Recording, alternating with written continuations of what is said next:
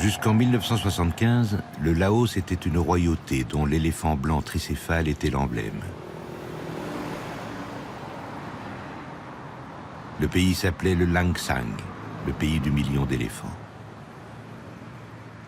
Le roi et la reine abdiquent quand le Pathet Lao prend le pouvoir pour instaurer la République démocratique populaire du Laos, qui progresse sous le nouveau drapeau rouge pour le sang des partisans, bleu pour le Mékong et un disque blanc, comme la lune qui luit sur le puissant fleuve.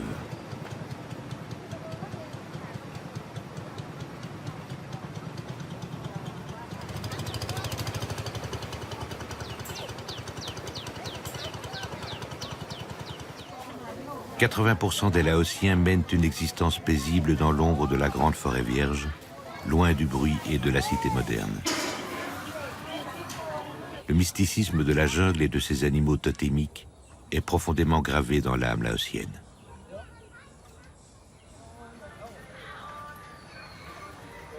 Parce qu'il souffre des mêmes pathologies que les hommes, le stress et l'infarctus, qu'il a une longévité de 60 à 70 ans, fort semblable à celle de l'homme, l'éléphant est l'animal le plus vénéré des Laotiens et du bouddhisme Theravada.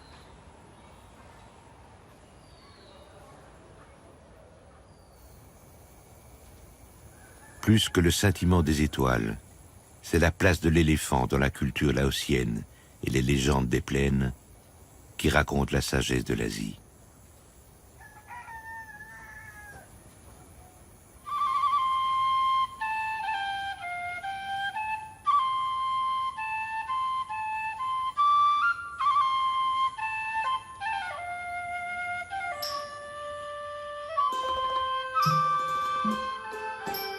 Il y a longtemps, au royaume du Laos, un éléphant entreprit d'escalader une montagne si haute qu'il n'en voyait pas le sommet. Il portait bravement sur son dos une relique de Bouddha. Ses défenses étaient plus blanches que la neige et sa peau douce comme le baiser d'une fiancée. La journée était si chaude que même les oiseaux se taisaient et son fardeau sacré lui paraissait de plus en plus lourd. Arrivé au sommet, il s'écroula, exténué. Levant sa trompe vers le ciel une dernière fois, il gémit à 3 reprises si fort que les collines s'en souviennent encore. Ému par le sacrifice de l'éléphant, le roi lui éleva un temple. Les fidèles y viennent encore honorer la relique de Bouddha et les défenses de l'animal.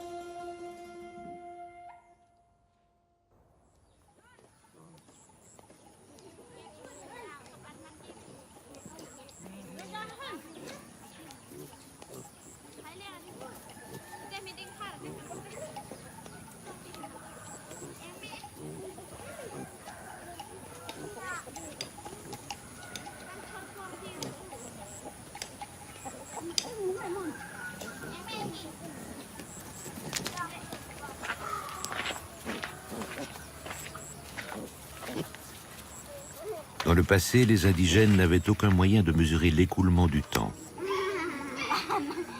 Pas de montre, pas d'horloge, pas de sablier. Rien que le soleil et le rythme des saisons.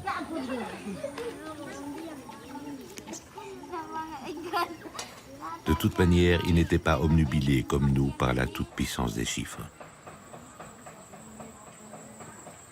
C'est la succession des portions de forêt mangées pour nourrir la tribu qui faisait l'almanach. Lorsque les potagers devenaient trop éloignés du village, on démontait les cases pour porter le village un peu plus loin. Les éléphants vivaient de la même manière. Ils se déplaçaient sans entrave à la demande de leur estomac, mangeant la forêt jour après jour dans une perpétuelle progression.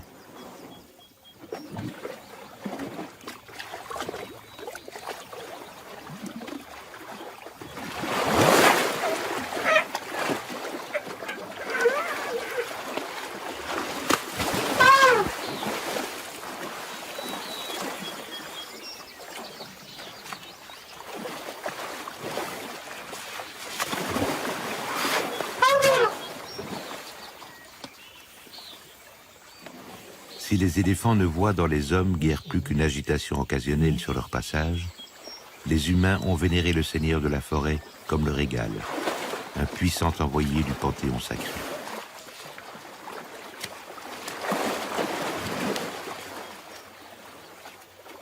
Les éléphants ont toujours su où trouver de l'eau, ce qui, dans un pays d'agriculteurs, est important. Très vite, ils ont symbolisé la fertilité des récoltes. L'éléphant représente l'animal totémique de la forêt. Le pays de Lansing, des millions d'éléphants, c'est pas une question qu'il y avait 1 million d'éléphants en pachyderme. C'est parce que si on parle de l'éléphant, on parle des arbres. Et on parle des arbres, on parle de la forêt. C'est-à-dire que c'est l'esprit de la forêt. C'est pour ces raisons-là qu'en parenthèse, si vous voulez préserver le pachyderme, c'est préserver la forêt.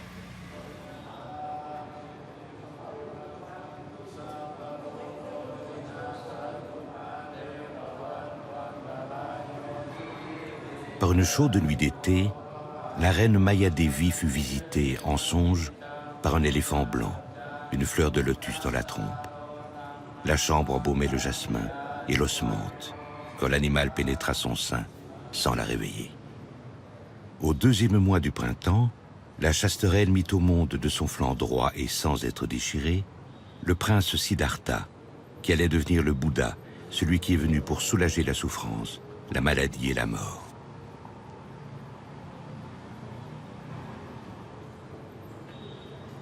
Nous avons reçu le bouddhisme et le brahmanisme par l'Inde.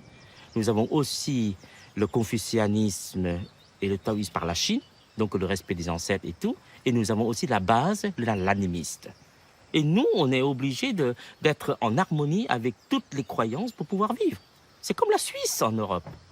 Sauf que la Suisse, il prend soin des porte-monnaies des autres. Et tandis que nous, c'est la culture des autres.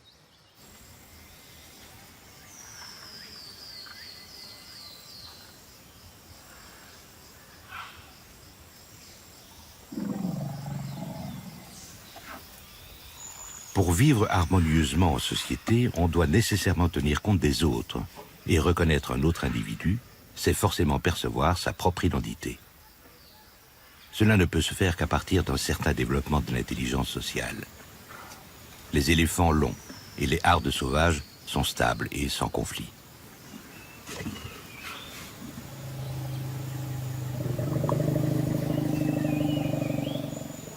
Les éléphants organisent, avec des borborigmes et barrissements, tout ce qui leur est important, l'ordonnance de la tribu, l'écolage des petits, la localisation des ressources disponibles et l'alerte.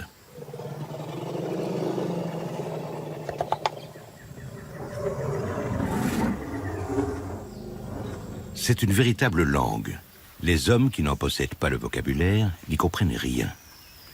Nos univers sont imperméables. Ce qui fait sens pour l'un n'en a aucun pour l'autre. Même entre éléphants d'Afrique et celui d'Asie, on ne se comprend pas. Ils ne parlent tout simplement pas la même langue. Les deux espèces sont d'ailleurs tellement différentes qu'elles ne peuvent pas se reproduire entre elles.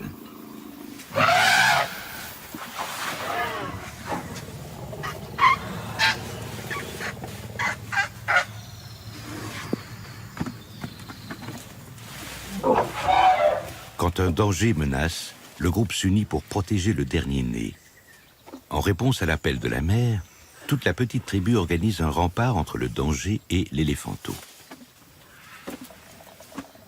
Entouré de ses tantes, de ses cousines et de ses sœurs, car la société éléphant est un club de filles mené par une matriarche, le petit va apprendre la prudence en forêt, la vie communautaire et les plaisirs de l'existence. On ne fait pas mieux chez nous, les hommes. Les éléphants sont des animaux très expressifs. Ils utilisent beaucoup de sons pour s'exprimer. Ils sont également très expressifs avec leur corps. Ils ont un vrai langage corporel. Par exemple, leurs oreilles, quand ils sont contrariés, ils arrêtent de les agiter et les mettent comme ça. Je ne sais pas comment le dire en anglais, mais droite. Avec leur trompe, ils frappent le sol. Leur queue aussi. Quand ils sont super excités par quelque chose, leur queue ne se balance plus comme une pendule, elle se met à l'horizontale. Ils bougent vite, ils bougent leur tête. Ils ont de nombreuses attitudes pour s'exprimer dans différentes situations.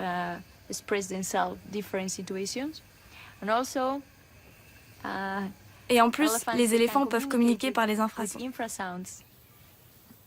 Quand la puberté les rend agaçants pour les femelles, les jeunes mâles sont expulsés. Ils errent à proximité relative des hardes, car les éléphantes confient au vent le message de leur chaleur. Elles émettent des infrasons parfaitement perçus à plus de 10 km et les mâles accourent ventre à terre.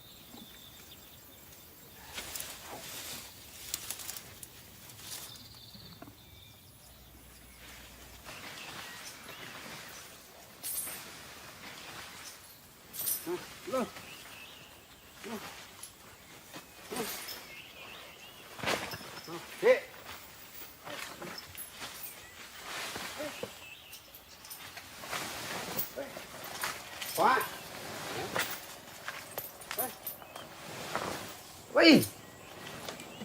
Oui. Oui. Tại đấy. Bon.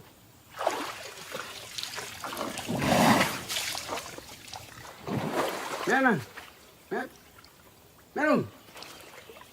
Mẹ luôn.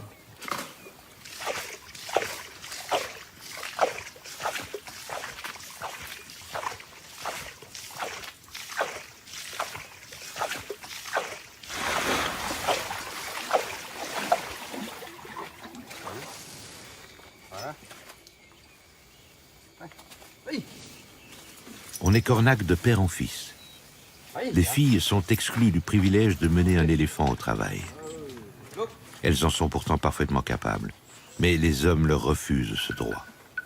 Beaucoup de femmes s'occupent des éléphants quand ils sont malades, les nourrissent et les mènent à l'eau. Ce n'est pas une question de force physique. Ce seraient les menstruations qui justifieraient cette exclusion. Il y a beaucoup de tabous liés au corps et au sexe en Asie. Et la féminité reste un troublant mystère.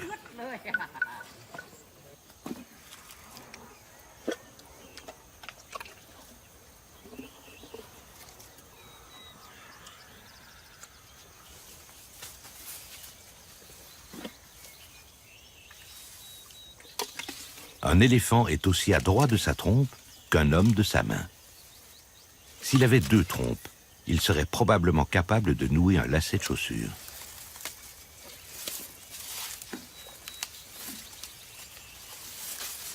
Mon éléphante, c'est comme une amie.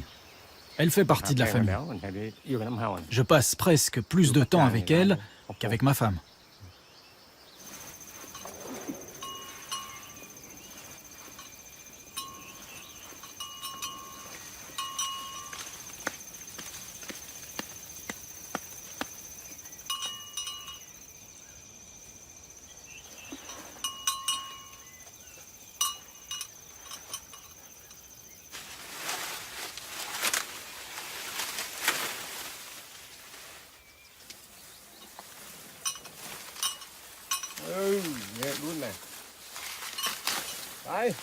Un éléphant, ça se conduit avec les pieds, à 3,50 m de hauteur.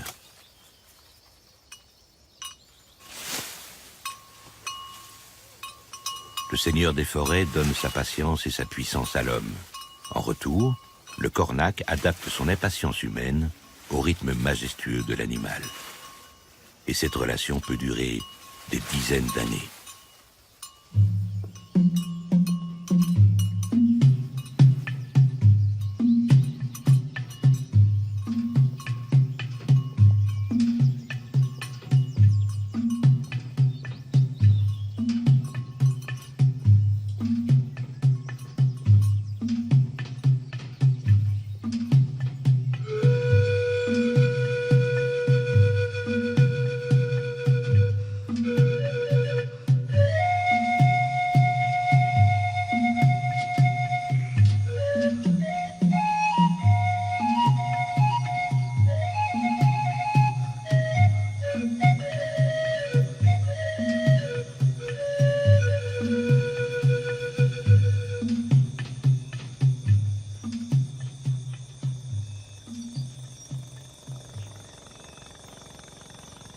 Quand les humains regagnent le cercle familial, Les esprits de la forêt s'éveillent. C'est un rite établi bien avant que les rites existent. Un grouillement primordial pousse vers la vie chaque arbre et chaque plante dans l'ombre musquée. C'est l'heure mystérieuse où tous les éléphants sont gris.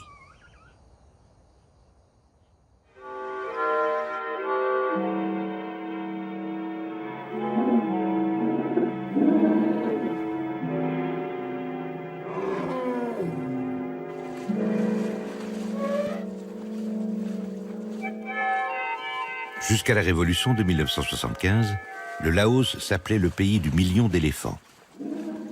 Au début du XXe siècle encore, les hommes et les bêtes se partageaient la forêt sans déséquilibre.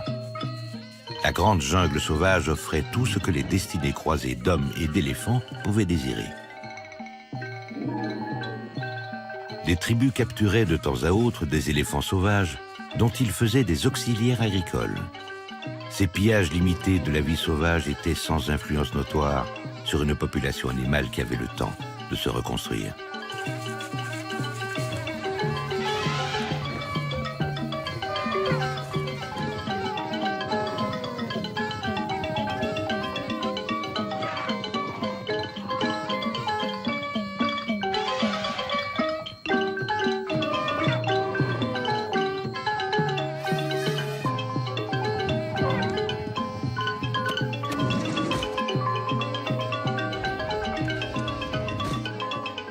La capture d'éléphants sauvages est désormais interdite, mais la survie des éléphants au Laos est problématique.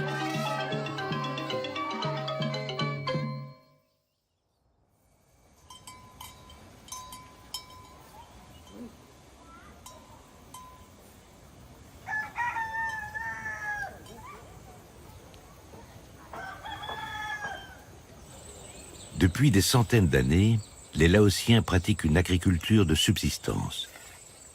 Les lopins étaient petits à l'échelle des villages et l'éléphant tenait une place importante dans la vie rurale. Si les potagers restent à échelle familiale, le moteur a progressivement envahi les campagnes.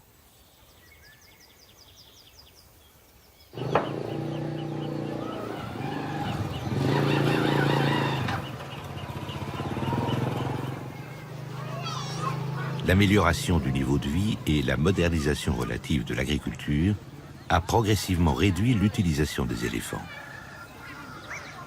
La population campagnarde laotienne est désormais sédentarisée. Le nombre de villages augmente. Pour nourrir une population sans cesse grandissante, de plus en plus de potagers mangent la forêt, ce qui réduit sensiblement le territoire des éléphants.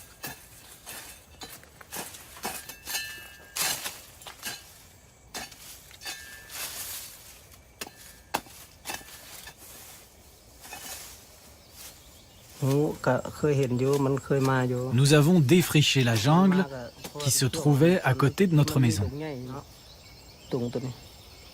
Nous avons planté des arbres fruitiers et du manioc. On essaye de repousser les éléphants parce qu'ils viennent manger nos récoltes, surtout la nuit.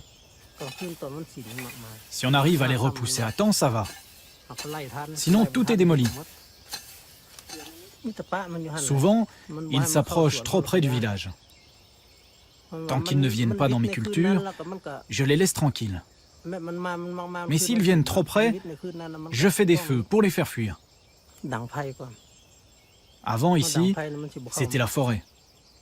C'était leur territoire.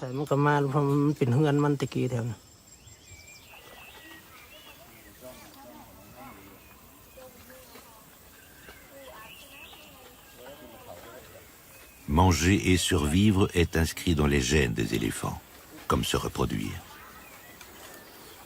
Il n'y a pas de grève de la faim chez les animaux. Les bêtes ne connaissent pas la propriété privée. Tout ce qui existe sur la terre du Laos leur appartient. Ils ne comprennent pas qu'il est dorénavant interdit de fréquenter les parcelles qui, de mémoire d'éléphants, leur ont toujours appartenu.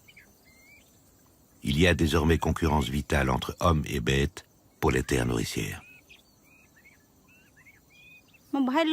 Ils ont détruit les cultures, les cabanes et tout ce qu'il y avait dedans. Ils ont explosé le poulailler et dispersé les animaux. Ils bousculent tout ce qui les gêne. Le gouvernement nous a donné un bout de terre pour cultiver, mais il est trop près de la forêt où vivent les éléphants. J'aime énormément les éléphants, mais pas quand ils viennent détruire mes récoltes.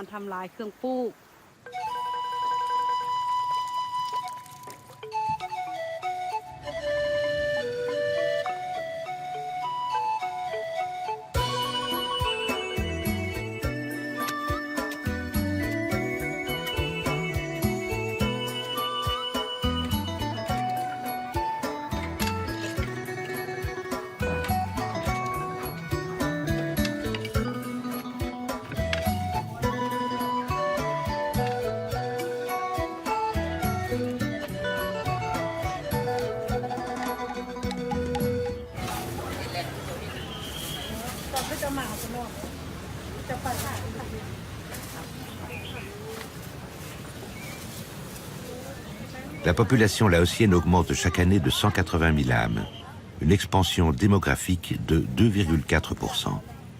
La vieille Europe se contente d'un accroissement annuel de 0,5%. Au Laos, il y a 28 habitants au mètre carré. Pour une population à peu près équivalente, la densité belge monte à 375 personnes au mètre carré. En Allemagne, elle atteint 230 et 120 en France. Les villes attirent irrésistiblement. Les nouvelles bouches à nourrir induisent l'augmentation de terres agricoles et l'organisation de moyens de transport importants. Habiter la ville coûte plus cher que vivre à la campagne dans sa famille. Les possibilités de logement sont plus difficilement accessibles et beaucoup de ménages établissent leur domicile à la périphérie des agglomérations, ce qui augmente encore les espaces grignotés par les villes. Les fleuves ne sont pas des limites restrictives et les navetteurs empruntent quotidiennement les pirogues du Mékong pour rentrer chez eux.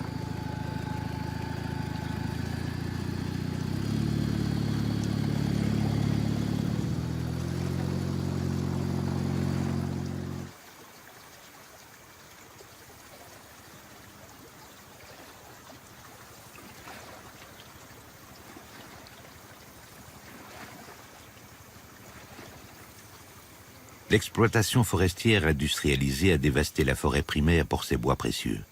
Les éléphants sauvages sont repoussés vers les zones inaccessibles aux engins mécaniques. D'immenses territoires sont inondés pour alimenter des centrales hydrauliques.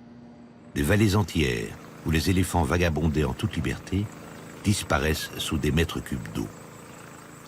De vastes étendues stériles remplacent la passive fécondité de la jungle. Les villages ont été reconstruits sur les nouvelles berges, tandis que les éléphants sont relégués dans des espaces inhospitaliers, qui leur sont d'ailleurs quotidiennement contestés. À l'étroit sur ces territoires trop petits, ils ne parviennent plus à se nourrir de manière satisfaisante. De plus, les nouvelles routes empêchent les mâles de rejoindre les femelles. Les naissances diminuent et la consanguinité menace l'espèce. En Asie, seuls les mâles portent des défenses et encore pas tous. Si le braconnage n'est pas la raison première de la disparition des éléphants, chaque mâle braconné n'en crée pas moins un déficit dans le ratio des sexes et menace la reproduction. Il ne subsiste plus guère de 450 éléphants sauvages au Laos, et leurs congénères domestiques sont tout autant menacés.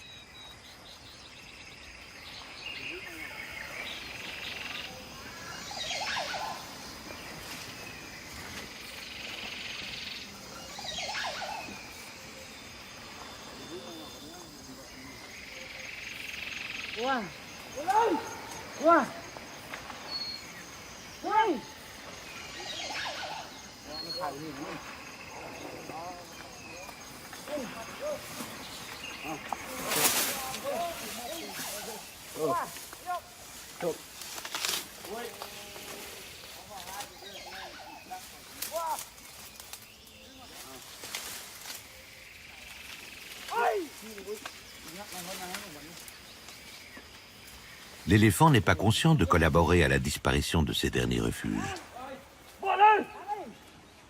L'homme, lui, sait ce qu'il fait, ou devrait le savoir. Mais l'alternative est cruelle quand la survie est en question.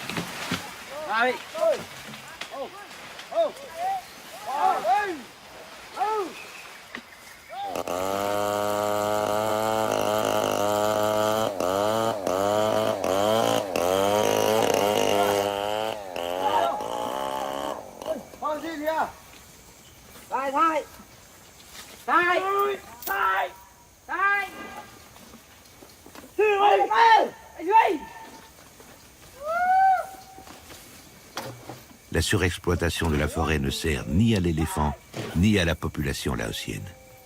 Ce sont les groupes internationaux qui tirent les abondants bénéfices de ces énormes fûts qui vont se retrouver un peu partout dans le monde, sous forme de chaises à jardin ou de couverts à salade.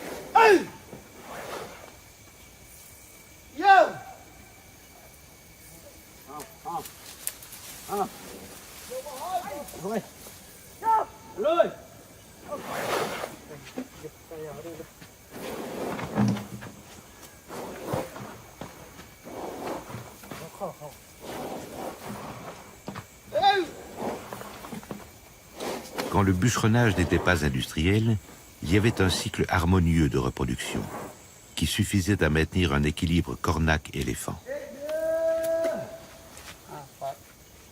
Les bêtes étaient utilisées de manière légère, à échelle de village. Aujourd'hui, les éléphants sont poussés à leurs limites sur des terrains dangereux. Ils sont épuisés et ne se reproduisent plus.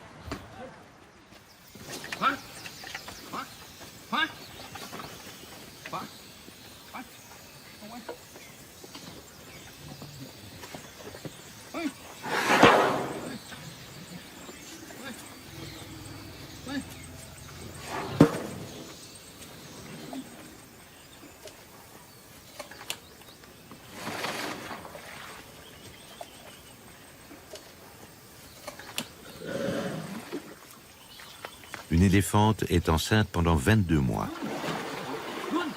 Le petit reste encore 3 ans avec la mère. Ensuite, dès qu'il est sevré, il doit apprendre son métier d'éléphant domestique et répondre aux demandes des hommes. Durant tout ce temps, l'éléphante ne travaille pas, et rares sont les cornacs qui peuvent supporter ce manque à gagner. La population d'éléphants domestiques est vieillissante et ne se reproduit plus. Le centre de conservation de l'éléphant, ça part d'une observation sur l'avenir de l'éléphant d'Asie au Laos, où les éléphants sont encore principalement employés dans le bûcheronnage. Et il y a donc une communauté de Kornak qui vit du travail de ces éléphants. Et aujourd'hui, avec la disparition des forêts progressive, il y a un questionnement de la part de cette communauté sur leur avenir. Qu'est-ce qu'ils vont devenir? Que vont devenir leurs éléphants? Donc avant tout, c'est voilà, une relation avec les Kornak qui nous a émus et on s'est intéressé un petit peu à la recherche de solutions à la fois pour l'environnement et pour ces communautés-là qui ont besoin d'un revenu pour pouvoir supporter la charge de ces éléphants. Le centre de conservation de l'éléphant accueille les Kornak et leur éléphante enceinte, propose de salarier l'homme et de racheter l'animal.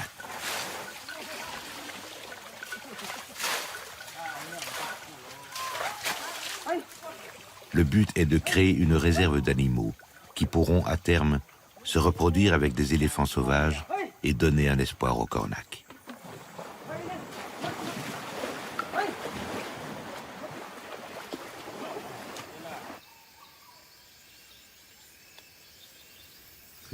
Mon éléphant s'appelle Tongkun. J'ai beaucoup travaillé avec lui dans la ferme familiale et puis dans le débardage. Maintenant que les forêts disparaissent, le travail manque. C'est comme ça que je suis venu au centre avec mon éléphant.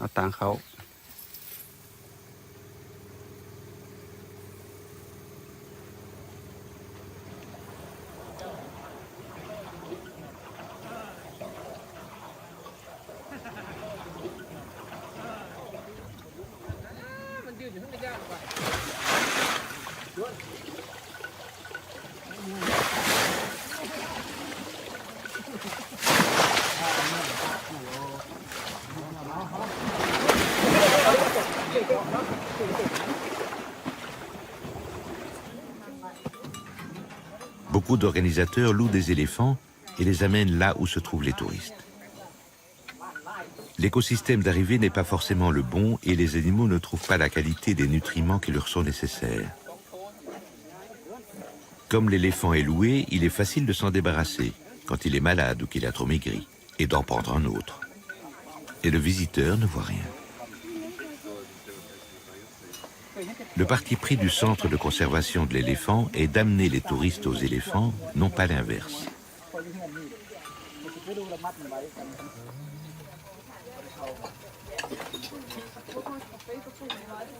La sauvegarde d'une espèce en danger n'est pas seulement une affaire nationale. Il convient de mobiliser l'enthousiasme international, d'autant plus que beaucoup de pays qui ont des éléphants sur leur territoire n'ont pas des budgets excédentaires pour la protection de ces animaux. Plutôt que consacrer une partie importante de son budget national à la sauvegarde des éléphants, le gouvernement laotien préfère soutenir des programmes d'aide sociale, notamment l'organisation de planning familial itinérant qui parcourt les campagnes.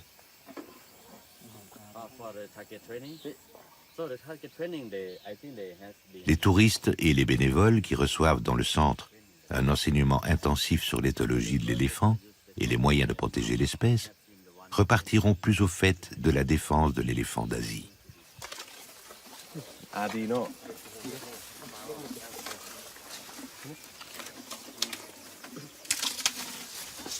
Ils ont quelque chose de mystérieux, ce sont des créatures géantes.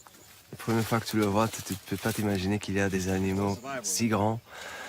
Tu as immédiatement le sentiment que tu as une relation avec un éléphant que tu rencontres. Tu as immédiatement quelque chose avec eux, comme avec Mebunam. Mebunam, c'est un éléphant au centre avec qui je trouve que j'ai une relation plus personnelle qu'avec les autres. Mebunam, elle avait un bébé qui est né mort. Et là, tu vois vraiment que c'était un... Je veux pas coupler des émotions à ça, mais tu vois que c'était dur pour elle. L'après-midi qui s'était passé, on l'a mis ensemble avec les autres éléphants, avec les autres femelles. Et immédiatement, tu vois que tous les femelles se concernent de Mebunam. Il y a un sentiment très fort entre les éléphants. Les autres, elle savait qu'elle était enceinte et elle savait qu'à ce moment, elle est plus enceinte et il n'y a pas un éléphanton en plus. Elles savent qu'il y a quelque chose qui n'a pas bien passé. Ils font ils sont en carré, elle est au milieu et les autres éléphants sont autour d'elle.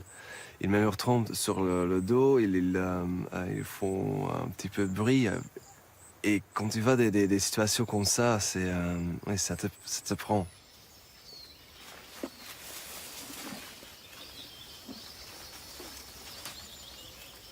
Comme les humains, les éléphants sont des êtres vivants doués de sensibilité. Ils se parlent et se souviennent. Ils peuvent être joyeux ou tristes. Il n'y a aucune raison de croire qu'ils ne souffrent pas. Ils gardent seulement leur douleur muette.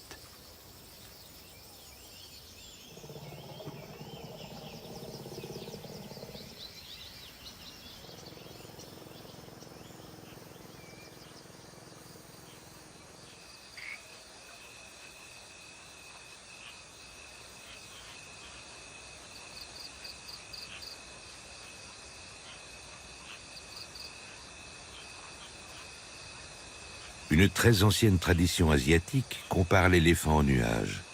Ils sont ronds et dodus tous les deux, et gris aussi. Et puis, la puissante plainte de la bête est comme le tonnerre qui roule sur la forêt.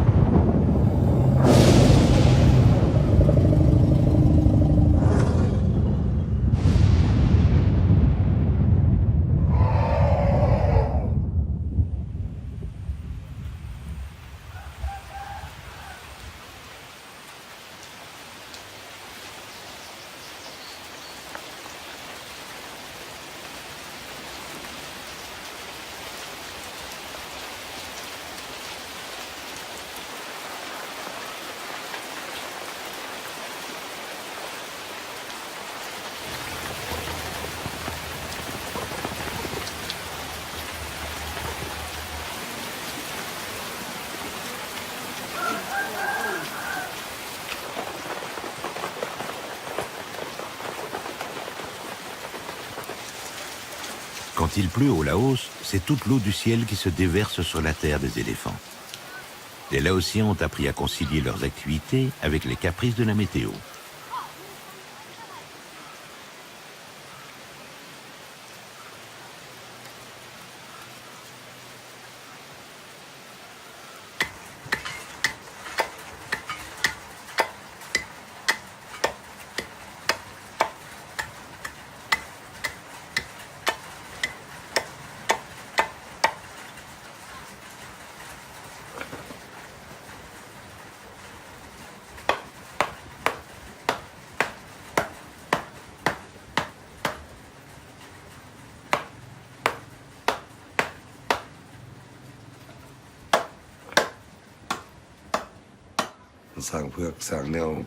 J'aimerais bien posséder un éléphant blanc, car il est très important dans notre culture et nos croyances. Mais je n'en ai jamais vu un seul.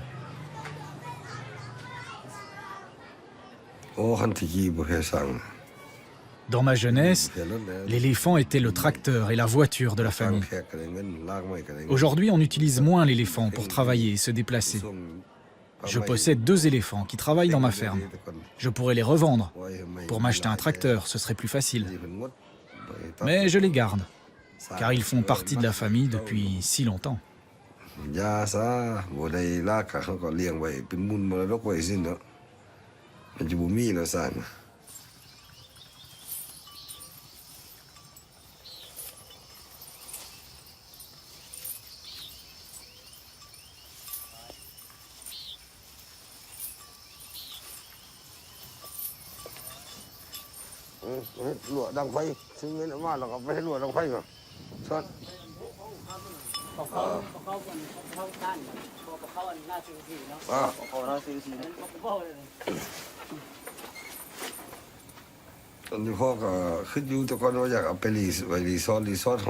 Un éléphant, ça coûte cher à nourrir et entretenir. J'ai parfois pensé à les vendre pour gagner un peu d'argent. On m'a proposé d'acheter une voiture. Mais la voiture coûte autant d'argent en entretien et n'en rapporte pas. Je préfère donc garder mes éléphants et les faire travailler dans mes champs.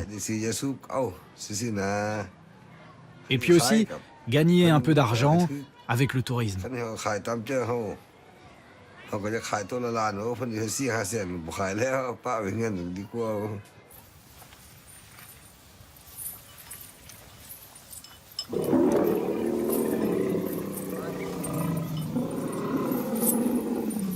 Là où les rizières n'ont pas été réaménagées avec des accès carrossables, il n'y a pas mieux qu'un éléphant pour enjamber, sans les endommager, les fragiles murets d'argile de la riziculture.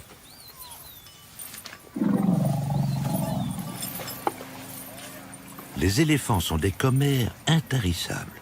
Ils papotent entre eux dès qu'on leur fiche un peu la paix. Et le trajet de la ferme, ils le connaissent comme un vieux cheval qui rentre à l'écurie. On aimerait comprendre ce qu'ils disent. Échangent-ils des moqueries teintées d'indulgence à propos des hommes ou parlent-ils d'espaces sauvages perdus?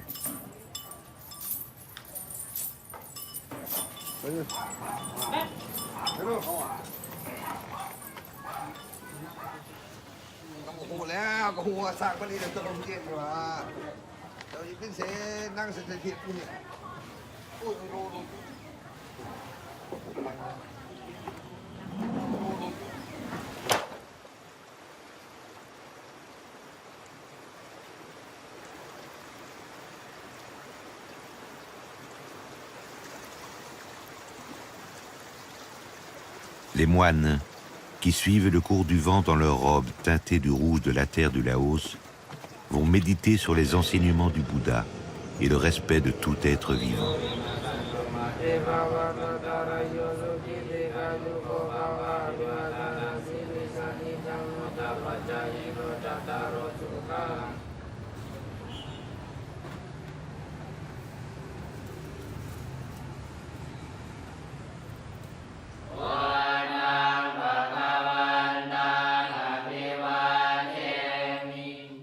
Les trois éléments sacrés du bouddhisme sont le Bouddha, son enseignement et la communauté des disciples.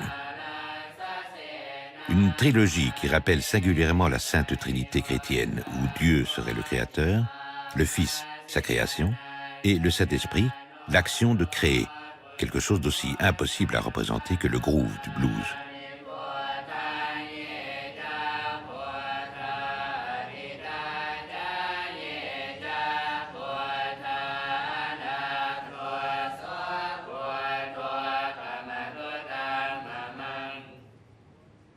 L'éléphant blanc est directement lié à Bouddha. C'est un animal d'une grande sacralité qui évolue très haut à la tête du panthéon des animaux sacrés. Il est si précieux qu'il ne peut pas être la propriété d'un individu et devient aussitôt la possession de la nation ou du souverain. Il y a eu des conflits armés pour posséder l'éléphant blanc de l'ennemi. On partait en guerre pour ça. À 3 têtes et 6 défenses, il est une image royale de clairvoyance et de force qui symbolise la grande spiritualité du Bouddha et l'autorité des puissants. Dans la croyance du bouddhisme, l'éléphant blanc, c'est la dernière version de Jataka. C'est-à-dire que quand le prince Siddhartha rentrait au palais, il était soutenu par l'éléphant blanc. C'est pour ces raisons-là que quand nous trouvons chaque fois dans la forêt l'éléphant blanc, c'est le symbole de l'offrande suprême, de l'offrande pas seulement qu'au royal, mais c'est le plus noble offrande à l'État.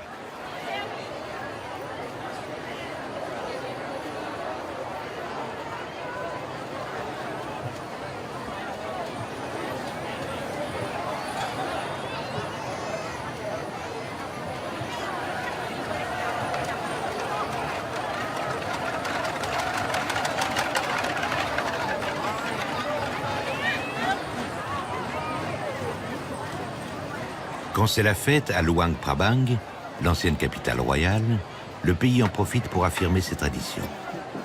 On évoque la paysannerie constituante du Laos et on transmet les coutumes ancestrales aux jeunes. Au Laos, pas de fête sans éléphants. Ils sont liés au patrimoine et à l'inconscient populaire, comme les danses et les costumes traditionnels.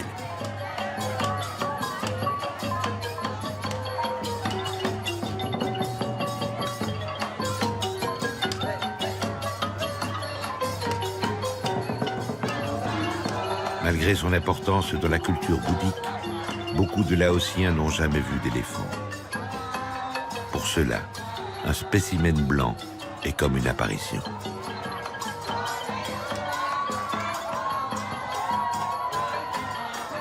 Le Laos possède un seul éléphant blanc qui ne sort en public que dans les très grandes occasions. Lui apporter des friandises ou simplement participer au rassemblement est une prophétie de bonheur pour les mois à venir.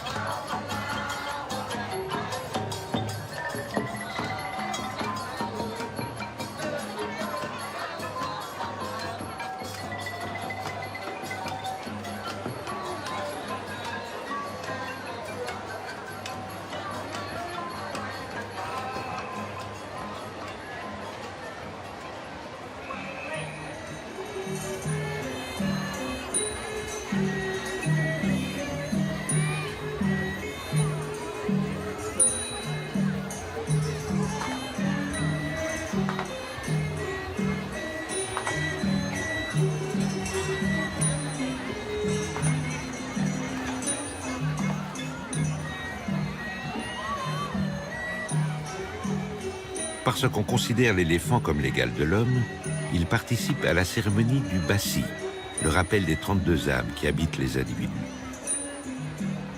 Chacune de ces 32 âmes est bien localisée dans une partie du corps et doit impérativement y rester pour assurer la bonne santé de la personne. Mais ces souffles vitaux indisciplinés vagabondent, séduits par des esprits malins et leur absence cause malheur et maladie. Il faut donc impérativement les rapatrier à leur juste place pour restaurer l'équilibre du corps.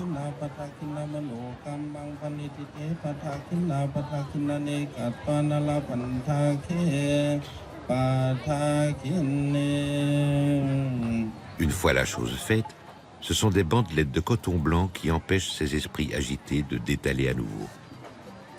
Les hommes nouent ces cordelettes aux poignets, les éléphants les portent autour des oreilles.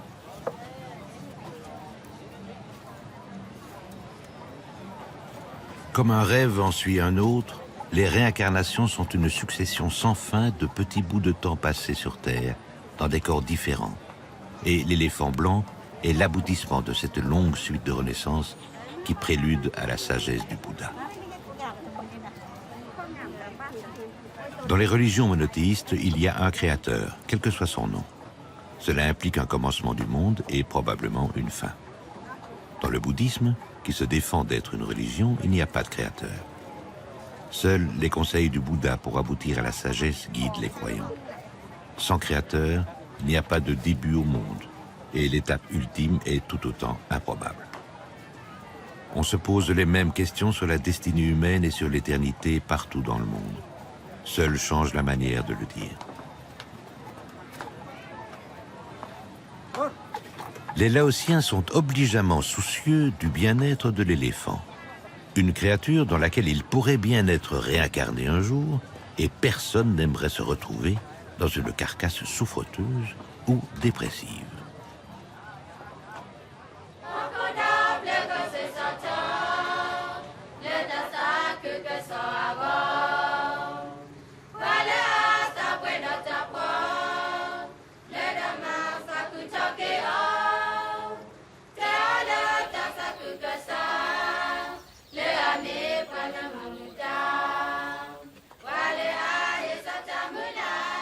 Le dernier racisme est peut-être celui de l'homme vis-à-vis des animaux. On dit qu'ils seraient tellement moins intelligents que nous. Il est bien entendu perfide de comparer la limace de mer à l'homme. Mais si on accepte qu'il y ait une intelligence rationnelle et une intelligence pratique, on peut concevoir que chaque être possède des facultés et qu'il n'y a pas d'hiérarchie entre elles. Les éléphants vivent en société. Ils sont capables d'émotions et possèdent un langage. S'ils sont empotés dans le fouillis des villes, nous ne serions pas fiers dans la forêt vierge. Finalement, chacun est parfait dans son domaine. La grande différence entre les animaux et nous serait notre qualité à nous adapter rapidement, sans difficulté ni indignation, au changement.